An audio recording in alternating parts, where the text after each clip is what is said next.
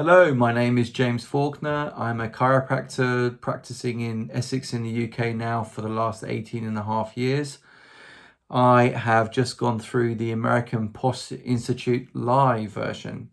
I really liked the live course because it gave me two different aspects of learning.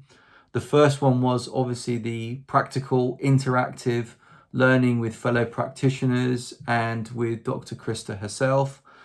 The material was excellent, presented really nicely. The benefit was that I could then look at the live recordings, go through, apply, look at it. It was convenient for myself to make sure that my knowledge was up to date, getting ready to do the certification course. And secondly, there was another section on slideshow that I could just look at the material and the data, and we also would be fantastic aspects for patient education. I feel a lot more confident, and I really wanted to get three main aspects out of the course. The first one for me was to upgrade and improve my service and patient education.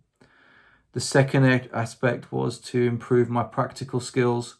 Whereas a lot of the neurology courses have high detail with some practical aspects put onto that, I really felt the course was very, very much functional or practical, that I think that a lot of different therapists could apply.